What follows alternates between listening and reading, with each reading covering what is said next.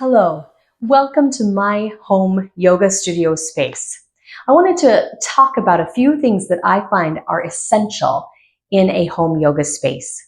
Now, I teach online, both recording and private instruction through Zoom. But if you are a yoga instructor and you're inviting people into your space, maybe it's a business studio room or you have a brick and mortar location or just in your own home space, how might you be able to make your client feel comfortable in your space, and what might you need with you?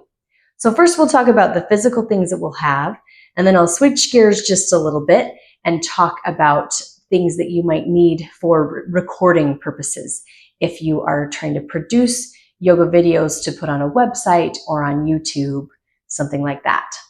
So first of all, I like to have a clean kind of look in my space, but that's not always possible. I started out in my bedroom and I had two doors on the wall behind my space and a mirror.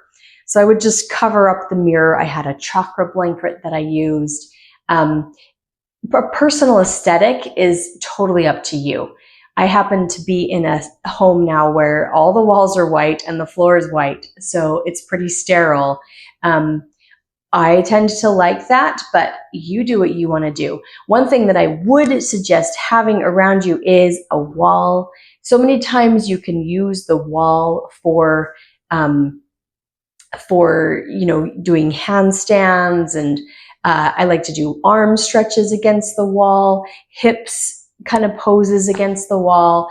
So my pictures that I have are on this side that are not going to be in the way of legs or arms that might be on the wall. So I like to at least have one space that's blank that you can utilize a wall. Just a personal preference for sure, and for usage, adaptability. So I've got my artwork on this side. Of course, yoga mats are essential.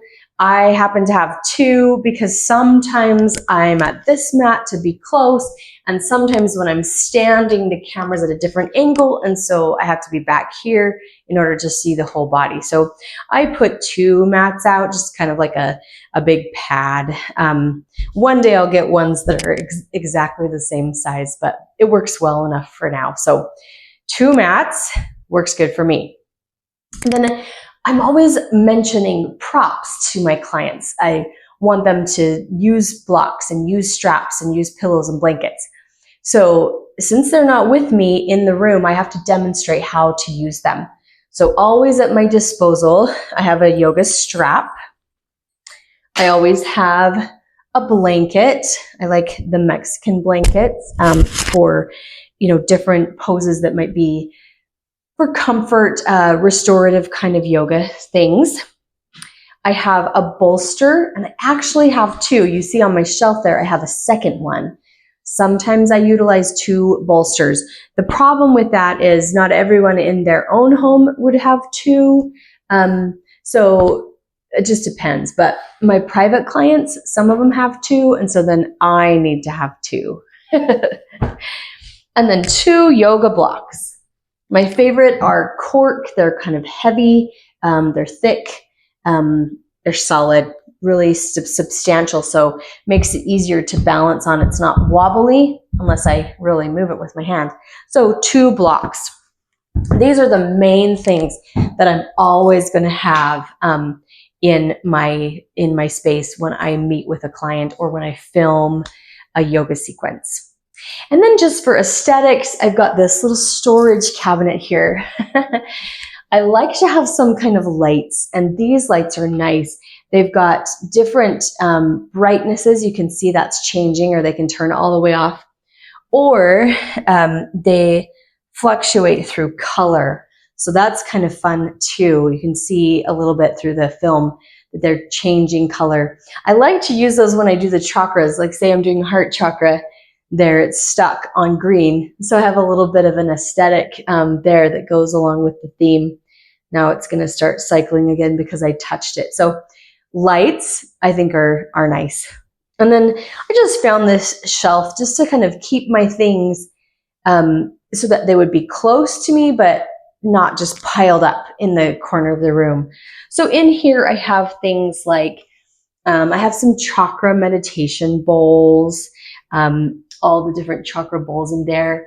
I've got mindful messages, and I use these cards sometimes to set an intention for a practice. So there's one on here, gratitude,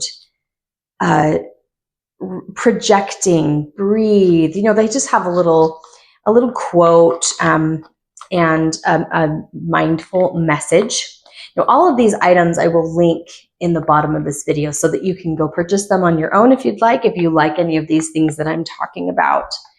And I have my chakra beads. I use these sometimes. And this is probably my favorite book, Soul to Soul. It has beautiful poems, prayers, and stories to end a yoga class. I really like to kind of bring it all together with a theme and give the client or the class something to experience. So I use that book all the time. And that's about it for the props that I use. Now let's switch gears just a little bit and talk about recording. I forgot to mention two more props that I have that I use. I keep them off camera because I don't like them to be in the camera sight all the time, but I pull them out when I need them. So one, see how they're just off camera? It's really easy to hide your stuff when you're filming. One is just a simple folding chair. I do a lot of chair yoga, so it's easy just to have this. I like it. It doesn't have any handrails. Handrails get in the way when you're doing chair yoga. So just a simple chair to sit on. Easy enough. And then the other thing that I have, see, I'm off camera. You can't see it, but here it is. So this is something I created for my daughter when she was doing virtual ballet lessons at home during COVID, but then I use it for me as well. I have a couple of clients who are in a room that have a bar and, a bar onto the wall. And so this is really helpful because I'll tell them to go to the bar and we might do calf raises. We might move through our feet because they've got balance issues. So that we're always trying to work on circulation of the feet. We might stretch the feet. Even in a warrior one kind of pose, will warrior one be facing balance issues? You've got a bar here so you can help them to, light touch on the bar, but they still have something to hold on to. And the reason why I have a bar as well is just, once again, having to demonstrate for the client. So unless you're teaching like a class where everybody has a bar, or, you have a private client with a bar, you may or may not need something like this. It's just simple PVC pipes put together, really lightweight, so easy to move off of my camera when I don't need it. But it's something that you could keep in mind when you're working one-on-one with somebody. And like I said, just if you're demonstrating, you want them to use a prop, you have to be able to demonstrate it yourself. So you just need it in your space. All right, now let's talk about videoing. If you are filming yourself for YouTube or a website, what you might need. Now, I use a tablet, an iPad to film on, probably just because I have all the Apple products and it's just easy for me to edit. It goes straight to my Mac computer and I can edit it really easily. But there's lots of cameras. I won't talk about them because I don't use them. So for me, an iPad works really well. I have a tripod that looks like this. It's, can get higher and lower. And then this fits really well with my iPad. You can turn it different directions. So really functional, plus portable. Some of my clients I teach on the go if I'm out of town. And this is really easy to just slide up and throw in my car. It doesn't take up a lot of space.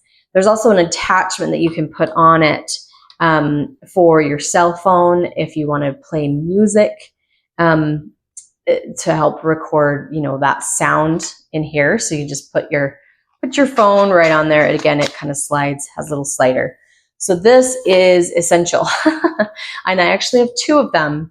I have one that my iPad is on right now as I record this, and I have this second one as well, because sometimes I actually have two iPads going where maybe I'm recording a session, but I'm doing like a Facebook Live class. So I want to film it, but people have to watch me doing it in real time. So that actually saves me some time because I don't have to film twice. I'm just filming once while I host the class.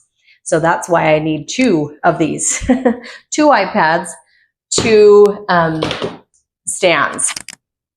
The other thing I use all the time is my ring light. So this goes up and down as well. And I don't have it plugged in right now, but this turns on, obviously. And I use this for Instagram and TikTok as well. I don't have TikTok, but those of you who do, TikTok and Instagram Reels, really perfect for this. And I can move it around. I can add a little light if I need a little lighting in my room. I'm lucky in this space. I've got a nice big window, so I've got some good natural light. But so this one's really helpful as well, and portable. I do worry about it a little bit more though, just because of this. I don't take this quite as much as I do my tripod. Anyway, so there's that. And then lighting kit. So we talked about that. I don't use a lot of lighting in this room because I don't need it, but I have been in spaces where I do. So this lighting kit has a lot of stuff in it. So it's got the tripod, and this slides up. And then the little, let me find them. This is the part that attaches on to here. This is the part that holds the light bulb. And I have the light bulbs in another kit. So this can get as high as you want. You put the light bulb there. And then this is the shade that projects it. So you put this on as well. You put that through. And you can create different lighting effects. So I have this one and that, so you can create different lighting effects depending on what your room needs. And then there's a white clear one as well. And this is what I used mostly. It depends on how big your space is and how much natural light you have. If you're trying to take away the glare from like an overhead light, all of that kind of thing. Lighting makes a huge difference though when it comes to videos. So this kit in itself has 4 different shades and then three different tripods. 1, 2, 3. And then the light bulbs, of course, go with it as well. And it's all in a nice little carrying case. So if you were a mobile yoga teacher, say you film on location, beautiful backgrounds, and you're worried about lighting kind of thing, or you're moving from studio space to studio space, having a kit like this is really helpful because it's very easy to port it around and just take it with you wherever you go. Like I said, I'll be listing all of the items in the information of this video so that you can purchase them on your own if you'd like. The last thing is the microphone, my tiny little microphone that I have here. I don't know if you noticed it. It's just a little body mic. It has a attachment that I put into my iPad so that when I walk away from the camera, it doesn't change the volume a whole lot. So walking closer or walking away or turning my head, it's still picking it up. I don't rely on the audio in the iPad because as I move away, it changes the volume quality. So microphones, I feel like, are essential. Microphones, lighting, and tripods, essential for keeping your video looking professional, and just bringing the quality up of your video and of your audio and all of that. So those are the things that I use every single day. Definitely worthwhile if you're setting up your own home studio space or trying to film yourself for YouTube.